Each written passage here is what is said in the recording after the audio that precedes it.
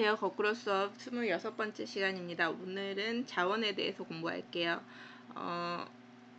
자원은 크게 특성이 세 가지 특성이 있습니다. 가변성, 유한성, 편지성. 가변성은 뭐냐면 변화할 가능성이 있다는 거예요.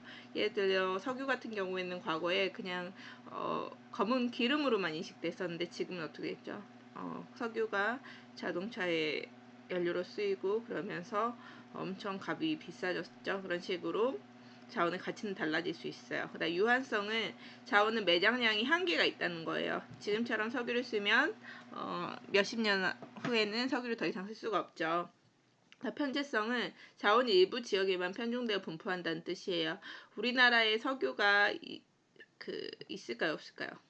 네, 우리나라에도 석유가 동해 바다 쪽에 있긴 있는데 우리가 쓸 만큼의 양이 한참 모자라기 때문에 우리나라는 수입을 해서 씁니다. 그래서 이런 편제성은 자원 일부 지역에 편중돼서 분포한다는 뜻으로서 서남아시아 이런 곳에 여러분이 아는 뭐 아랍에미리트, 만수르 이런 사람들 알죠? 그래서 그런 특정 지역에 편중돼서 분포합니다. 그리고 자원은 크게 여러 자원의 종류를 나눌 수가 있는데 광물 자원은 우리나라에 있는 광물 자원 중에 철광석, 석회석, 고령토가 있습니다. 철광석은 제철 공업의 원료로 사용하고요. 대부분 북한 지역에 매장되어 있기 때문에 통일 후에 우리가 기대할 수 있는 효과로서 이런 철광석을 얻을 수 있다는 부분. 석회석은 시멘트를 석회석으로 만들어요. 고령토는 도자기를 만드는 것 재료. 그 다음에 에너지 자원은 크게 석탄, 석유, 천연가스가 있습니다. 석유를 넣으면 자동차가 굴러가잖아요. 그런 식으로 에너지를 주는 자원이라고 생각을 하면 될 것 같아요. 석탄은 크게 무연탄이랑 역청탄이 있는데 무연탄은 연탄 알죠? 연탄. 그거라고 생각하면 돼요. 근데 이제는 연탄은 거의 떼는 곳이 없다 보니까 소비 구조가 그런 식으로 적어졌어요. 그래서 소비량이 급감하고 역청탄이 아니고 탄이에요. 탄. 역청탄은 석탄의 한 종류로서 이런 공장 역청탄은 전량 수입에 의존해서 공업에 쓰입니다.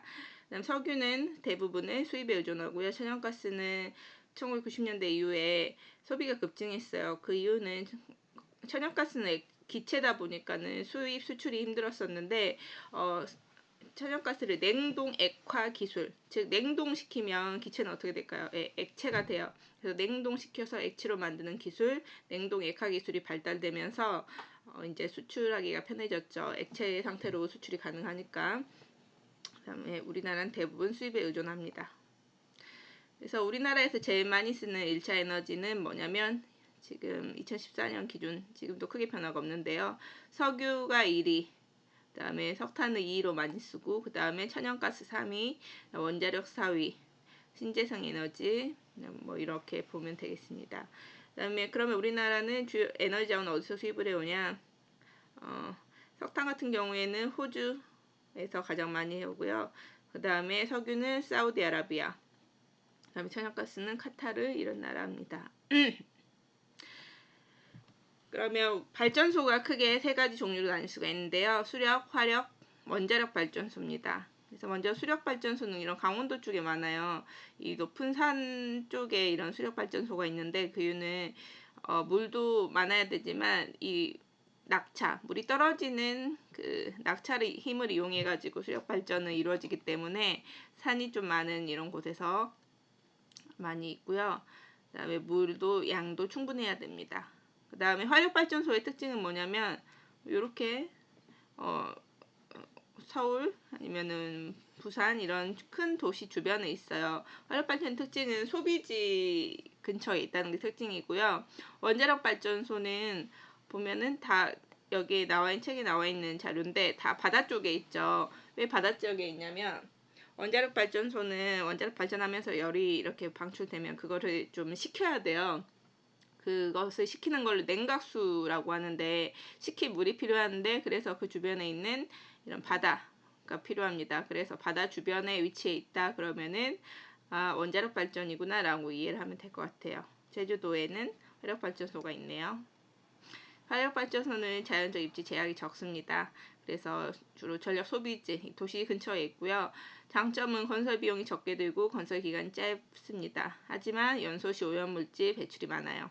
석유, 석탄 이런 걸로 연소시키기 때문에 오염물질 배출이 많고요. 원자력은 방사능 유출 이런 것 때문에 땅이 안정되어야 돼요. 지진이 있는 곳에는 원자력 발전소를 세울 수가 없습니다.